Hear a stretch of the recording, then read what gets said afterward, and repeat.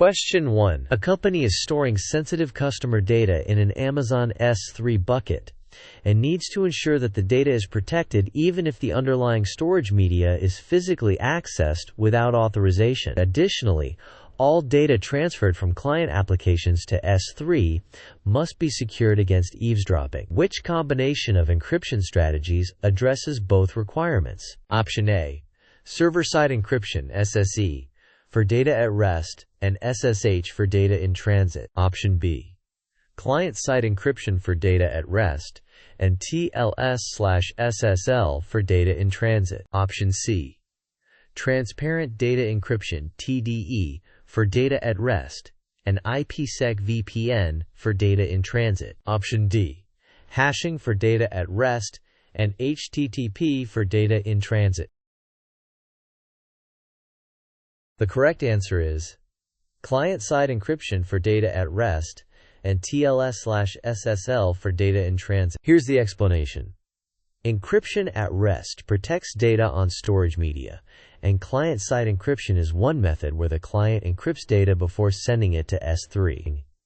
Encryption in transit protects data as it moves across networks, and TLS/SSL, used by HTTPS, is the standard for securing data transfers over the Internet to services like S3. SSE also works for at rest, but client-side encryption is a valid method. SSH is typically for remote access, not general data transfer to S3, and TDE is for databases. Hashing is for integrity, not confidentiality, and HTTP is unencrypted. Question 2. A compliance auditor requires verification that all data stored in an AWS RDS database instance is encrypted. Which mechanism primarily ensures data confidentiality when the database is not actively being queried or modified? Option A. TLS connections between the application and the RDS instance. Option B. IPsec VPN tunnels for all network traffic. Option C. Transparent data encryption (TDE) or AWS KMS managed encryption for the RDS instance. Option D. AWS WAF rules protecting the database endpoint. The correct answer is transparent data encryption (TDE) or AWS KMS managed encryption for the RDS instance. Here's the explanation. When data is at rest, i.e., stored in the database files, backups, and logs, transparent data encryption (TDE) or encryption managed by AWS Key Management Service (KMS) applied to the RDS instance ensures its confidentiality. TLS and IPsec VPNs protect data in transit, and AWS WAF is a web application firewall that protects against web exploits, not data at rest. Question 3. An application uses an AWS Application Load Balancer (ALB) to distribute traffic to EC2 instances. The security team mandates that all communication from end users to the application must be encrypted. Where is TLS termination typically configured to meet this requirement for the client-to-application segment? Option A. Directly on each EC2 instance backend. Option B. At the Application Load Balancer (ALB). Option C. On the client's web browser. Option D. In the database server. The correct answer is at the Application Load Balancer (ALB). Here's the explanation. For web applications fronted by an ALB, TLS termination is typically configured at the Application Load Balancer. This means the ALB decrypts incoming HTTPS traffic from clients and then forwards it to the backend EC2 instances, optionally re-encrypting the traffic for the backend segment. This offloads the encryption/decryption overhead from the backend instances and simplifies certificate management. Question 4. Which statement correctly differentiates AWS Shield Standard from AWS Shield Advanced? Option A. Shield Standard provides 24/7 access to the AWS DDoS Response Team (DRT), while Shield Advanced does not. Option B. Shield Standard is a paid subscription service, while Shield Advanced is free for all AWS customers. Option C. Shield Standard provides baseline protection against common Layer 3/4 DDoS attacks at no additional cost, while Shield Advanced offers enhanced protection, cost protection, and DRT access for a fee. Option D.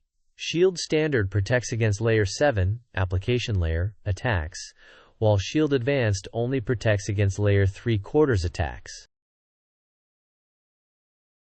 The correct answer is Shield Standard provides baseline protection against common Layer 3/4 DDoS attacks at no additional cost, while Shield Advanced offers enhanced protection, cost protection, and DRT access for a fee. Here's the explanation. AWS Shield Standard is automatically enabled and free for all AWS customers, offering baseline protection against common Layer 3 and 4 DDoS attacks. AWS Shield Advanced is a paid subscription service that provides enhanced DDoS protection, cost protection against scaling charges, and 24/7 access to the AWS DDoS Response Team, DRT. Question 5. An e-commerce company is using AWS Shield Advanced to protect its website. During a large DDoS attack, their CloudFront data transfer costs and EC2 autoscaling costs significantly increase due to the attack traffic. Which feature of Shield Advanced would help mitigate these unexpected costs? Option A. Advanced Visibility and Reporting. Option B. DDoS Response Team, DRT, access. Option C. Cost Protection. Option D. Automatic Inline Mitigations. The correct answer is cost protection. Here's the explanation. Shield Advanced's cost protection features safeguards against increased AWS infrastructure costs, such as CloudFront data transfer or EC2 autoscaling, that may arise from a DDoS attack. AWS will credit eligible charges incurred during a confirmed DDoS event. Question 6. For comprehensive protection against application layer, Layer 7, DDoS attacks, which AWS service should be integrated with AWS Shield Advanced? Option A. Amazon GuardDuty. Option B. AWS WAF, Web Application Firewall. Option C. AWS Config. Option D. Amazon Inspector. The correct answer is AWS WAF, Web Application Firewall. Here's the explanation.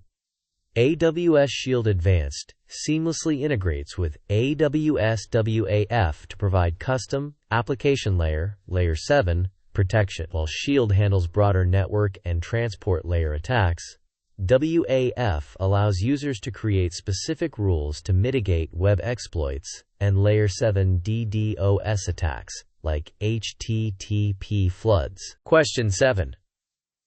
At which layer of the OSI model does AWS WAF primarily operate, and which AWS services can it protect? Option A. Layer 3, Network Layer, EC2 instances and VPCs. Option B.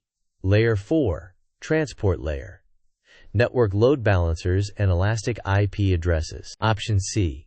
Layer 7, Application Layer, CloudFront, Application Load Balancer, API Gateway, AppSync, Verified Access. Option D. Layer 2, Data Link Layer, Direct Connect and VPN connections. The correct answer is Layer 7, Application Layer, CloudFront, Application Load Balancer, API Gateway, AppSync, Verified Access. Here's the explanation. AWS WAF operates at Layer 7, the application layer, of the OSI model, inspecting HTTP and HTTPS requests. It can be deployed to protect Amazon CloudFront distributions, Application Load Balancers, ALB, Amazon API Gateway endpoints, AWS AppSync APIs, and AWS Verified Access instances. Question 8. A security engineer is deploying a new custom WAF rule to protect a critical web application. To avoid inadvertently blocking legitimate traffic during the initial deployment, which action should be configured for the new rule? Option A, block. Option B, allow. Option C, Option D, CAPTCHA.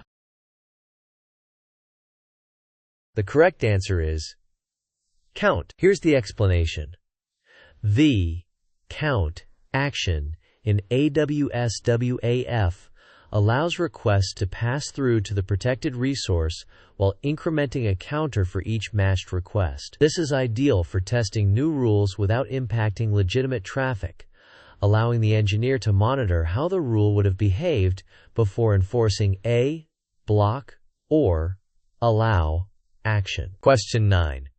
What is the primary difference between AWS WAF and AWS Shield standard? Option A, AWS WAF provides automatic layer 3/4 DDoS protection, while AWS Shield standard protects against layer 7 exploits. Option B, AWS WAF is a configurable web application firewall operating at layer 7, while AWS Shield standard provides automatic layer 3/4 DDoS protection. Option C, AWS WAF is a global service, while AWS Shield standard is regional. Option D, AWS WAF is free for all AWS customers, while AWS Shield standard is a paid service. The correct answer is AWS WAF is a configurable web application firewall operating at layer 7, while AWS Shield standard provides automatic layer 3/4 DDoS protection. Here's the explanation. AWS WAF is a configurable web application firewall that operates at layer 7, application layer, to protect against web exploits like SQL injection and XSS. AWS Shield standard, on the other hand, is automatically enabled for all AWS customers at no additional cost and provides always-on detection and inline mitigation of common network and transport layer, layer 3 and 4, DDoS attacks. WAF is not free, and Shield standard is free, unlike Shield Advanced. Thanks for watching. Please subscribe to my channel.